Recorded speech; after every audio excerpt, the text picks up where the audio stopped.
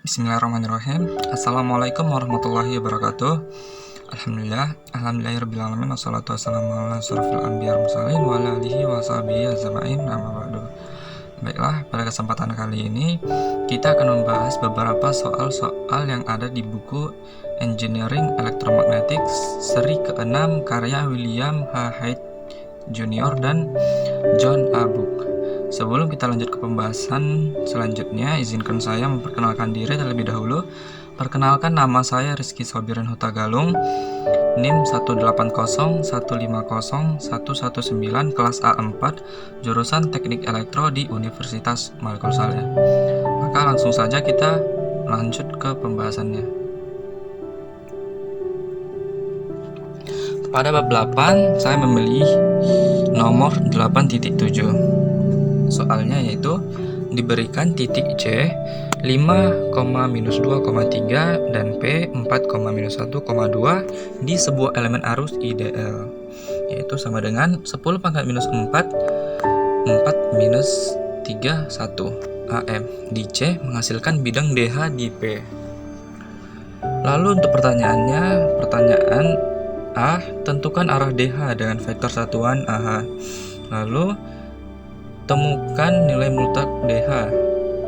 Lalu pertanyaan selanjutnya, arah apa yang harus dimiliki IDL pada C sehingga DH sama dengan 0? Langsung saja kita ke pembahasannya. Pertanyaan pertama, kita disuruh untuk menentukan arah DH dengan vektor satuan AH.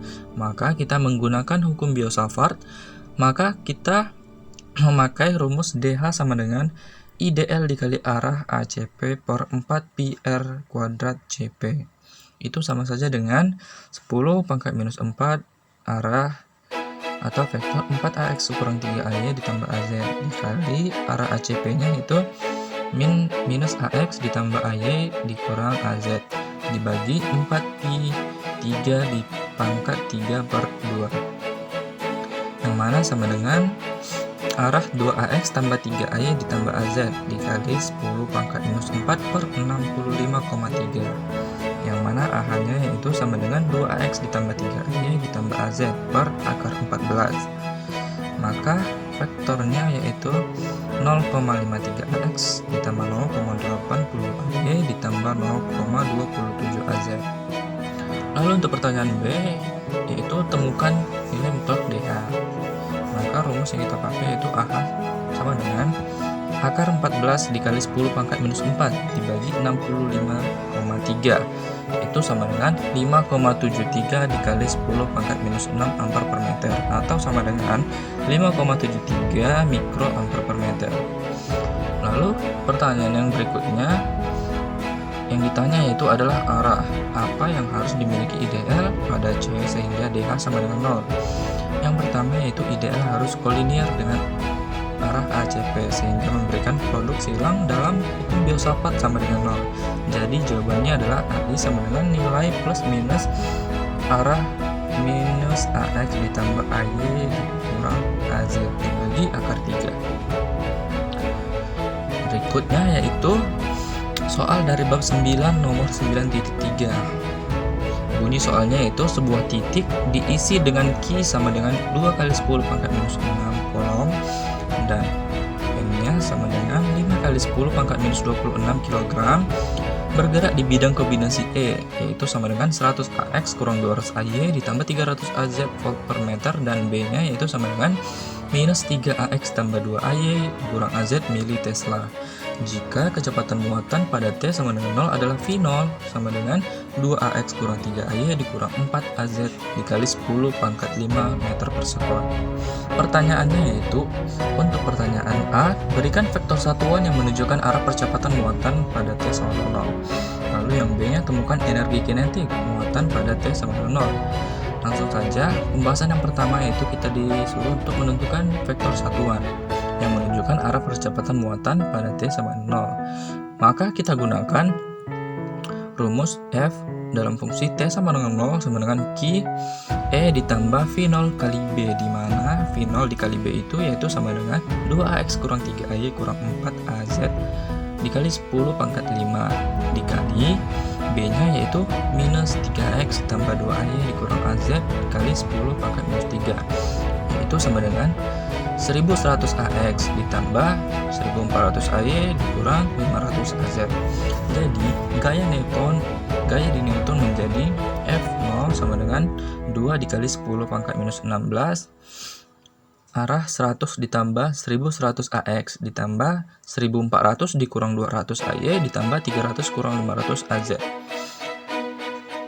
Untuk menyederhanakannya, hasilnya kita bagi 200, maka kita dapatkan 4 dikali 10 pangkat minus 4 dalam arah 6AX ditambah 6AY dikurang AZ. Vektor satuan yang memberi arah percepatan ditemukan dari gaya menjadi AF sama dengan vektor yang kita dapat sebelumnya, yaitu 6AX ditambah 6AY dikurang AZ per akar 73. Yaitu jika kita kalkulasikan, kita akan dapatkan arahnya yaitu 0,70 AX ditambah 0,70 AY dikurang 0,12 AZ. Lalu untuk pertanyaan berikutnya yaitu temukan energi kinetik muatan pada T sama dengan 0. Maka penyelesaiannya yaitu K dikali E sama dengan setengah M nilai mutlak V0 kuadrat atau sama dengan setengah dikali 5 kali 10 pangkat minus 26 kg dikali 5,39 kali 10 pangkat 5 meter per sekon kuadrat. Hasilnya itu sama dengan 7,25 dikali 10 pangkat minus 15 joule atau sama dengan 7,25 femtojoule. Yang berikutnya yaitu dari bab 10 nomor 10.20. Soalnya yaitu titik C minus 0,1 minus 0,2 dan 0,3 terletak di permukaan konduktor yang sempurna. Intensitas medan listrik di C adalah 500 AX dikurang 300 AY tambah 600 AZ cos 10 pangkat 7 T volt per meter, dan medium yang mengelilingi konduktor ditandai dengan nu R sama dengan 5 dan epsilon R sama dengan 10 dan sigma sama dengan 0. Yang mana A pertanyaannya yaitu temukan vektor satuan normal ke permukaan konduktor di C jika asalnya terletak di dalam konduktor. Lalu pertanyaan berikutnya B, temukan kerapatan muatan di permukaan di C. Maka kita jawab untuk pertanyaan A yaitu temukan vektor satuan normal ke permukaan konduktor di C. Jika asalnya terletak di dalam konduktor, pada T sama dengan 0, bidang harus diarahkan keluar dari permukaan dan akan normal untuk itu karena kita memiliki konduktor yang sempurna. Karena itu N sama dengan nilai plus E T sama dengan 0 dibagi nilai mutlak E dikali T sama dengan 0 sama dengan arah 5AX kurang 3AY ditambah 6AZ per akar 25 ditambah 9 ditambah 36. Ini kita dapatkan dari pengkuadratan ini lalu kita akarkan, maka dapatlah hasil yang seperti ini. Jika kita kalkulasikan, maka vektornya kita dapatkan 0,60 AX dikurang 0,36 AY ditambah 0,72 AZ. Lalu pertanyaan berikutnya yaitu B, temukan kerapatan muatan di permukaan di C. Yaitu rumusnya Rho S sama dengan D dikali N surface sama dengan 10 epsilon 0 dalam arah 500 AX kurang 300 AY ditambah 600 AZ cos 10 pangkat 7 T kali 0,60 AX kurang 0,36 AY ditambah 0,72 AZ, yang mana sama dengan 10 epsilon 0 dalam arah 300 tambah 108 tambah 432 cos 10 pangkat 7 T, yang mana hasilnya itu sama dengan 7,4 dikali 10 pangkat minus 8 cos 10 pangkat 7 T C per M kuadrat, yang mana jika kita sederhanakan lagi menjadi 74 cos 10 pangkat 7 T N C per M kuadrat atau sama dengan 74 cos 10 pangkat 7 T nano C per M kuadrat. Yang berikutnya yaitu dari bab 11 nomor 11.14. Soalnya yaitu bahan dan magnetik tertentu memiliki konstanta bahan epsilon aksen R sama dengan 2 dan epsilon double aksen per epsilon aksen sama dengan 4 kali 10 pangkat minus 4 pada omega atau sama dengan 1,5 G radian per S. Temukan jarak yang dapat disebarkan oleh gelombang bidang yang seragam melalui materi sebelumnya. Pertanyaan yang pertama yaitu A dilemahkan oleh 1 NP. Lalu yang B tingkat daya dikurangi setengahnya. Yang C fase bergeser 360 derajat. Langsung saja kita bahas pertanyaan pertama yaitu dilemahkan oleh 1 NP. Pertama, epsilon double aksen sama dengan 4 kali 10 pangkat 4 dikali 2 dikali 8,854 kali 10 pangkat minus 12, itu sama dengan 7,1 kali 10 pangkat minus 15 F per M. Lalu yang mana epsilon double aksen per epsilon aksen lebih kecil dari 1. Kita menggunakan bentuk perkiraan untuk alfa yang diberikan oleh persamaan 51 di dalam buku Engineer Elektromagnetis. Ditulis dalam bentuk E double aksen yaitu alfa sama dengan omega E double aksen per 2 akar mu per epsilon aksen sama dengan 1,5 kali 10 pangkat 9 dikali 7,1 kali 10 pangkat minus 15 per 2 377 per akar 2, yang mana jika kita kalkulasikan kita akan dapatkan hasilnya yaitu sama dengan 1,42 dikali 10 pangkat minus 3 NP per M.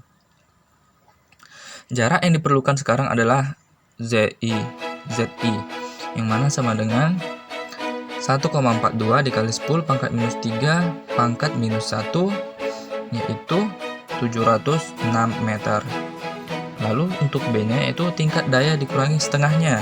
Maka relasi yang mengatur adalah E pangkat minus 2 alfa Z 1 per 2, yang mana sama dengan 1 per 2 atau Z setengah sama dengan ln 2 per 2 alfa sama dengan ln 2 per 2 dikali 1,42 dikali 10 pangkat minus 3, yang mana hasilnya yaitu 244 meter. Lalu pertanyaan berikutnya yaitu C, fase bergeser 360 derajat. Jarak ini didefinisikan sebagai satu panjang gelombang, di mana lambda sama dengan 2pi per beta, yang mana itu sama dengan 2pi C per omega akar epsilon aksen R, yang mana sama dengan 2pi dikali 3 kali 10 pangkat 8 per 1,5 kali 10 pangkat 9 dikali akar 2, lalu kita mendapatkan hasil 0,89 meter. Yang berikutnya yaitu soal terakhir dari bab 12 nomor 12.5. Soalnya yaitu wilayah Z lebih kecil dari 0 ditandai oleh epsilon aksen R sama dengan nu R sama dengan 1 dan epsilon double aksen R sama dengan 0. Total field di sini diberikan sebagai jumlah dari dua gelombang bidang yang seragam. ES sama dengan 150 pangkat minus J10Z dalam arah AX ditambah 50 sudut 20 derajat E pangkat J10Z dalam arah AX volt per meter. Yang mana pertanyaannya yang A, berapa frekuensi operasi? Lalu yang B-nya, tentukan impedansi intrinsik wilayah Z lebih besar dengan 0 yang akan memberikan gelombang pantulan yang sesuai. Lalu yang C-nya itu, pada nilai Z atau minus 10 cm lebih kecil dari Z, lebih kecil dari 0. Apakah intensitas medan listrik total amplitude maksimum? Kita jawab, yang A-nya ditanya yaitu frekuensi operasi. Dalam ruang kosong, beta sama dengan K0 sama dengan 10 sama dengan omega per C, yaitu sama dengan omega per 3 kali 10 pangkat 8. Jadi omega sama dengan 3 kali 10 pangkat 9 S pangkat minus 1. Atau frekuensinya kita pakai rumus omega per 2pi. maka hasilnya yaitu 4,7 dikali 10 pangkat 8 Hz. Pertanyaan berikutnya yaitu B. Tentukan impedansi intrinsik wilayah Z lebih besar dari 0 yang akan memberikan gelombang pantulan yang sesuai. Gunakan rumus G sama dengan ER per E ins sama dengan 50 E pangkat J 20 derajat dibagi 150, yaitu sama dengan sepertiga E pangkat J 20 derajat sama dengan 0,31 ditambah J 0,11, yaitu sama dengan eta dikurang eta 0 dibagi eta ditambah eta 0. Sekarang eta sama dengan eta 0 dikali 1 tambah G per 1 kurang G sama dengan 377 dikali 1 ditambah 0,31 ditambah J 0,11 dibagi 1 kurang 0,31 dikurang J 0,031, yaitu hasilnya sama dengan 691 ditambah J 177 ohm. Berikutnya yaitu pertanyaan C. Pada nilai Z yang minus 10 cm lebih kecil dari Z lebih kecil dari 0, apakah intensitas medan listrik total amplitude maksimum? Kita menemukan fase koefisien refleksi menjadi 20 derajat atau sama dengan 0,349 radian, dan kita menggunakan Z maksimum sama dengan minus fase per 2 beta atau sama dengan minus 0,349 yang mana itu adalah radiannya dibagi 2 dikali beta yaitu 20, hasilnya itu sama dengan minus 0,017 atau sama dengan minus 0,7 cm. Maka telah selesailah pembahasan soal-soal dari buku Engineering Electromagnetics. Semoga apa yang saya sampaikan bermanfaat bagi teman-teman yang menonton. Saya minta maaf apabila ada kekurangan kata. Wabillahi taufiq wal hidayah. Wassalamualaikum warahmatullahi wabarakatuh.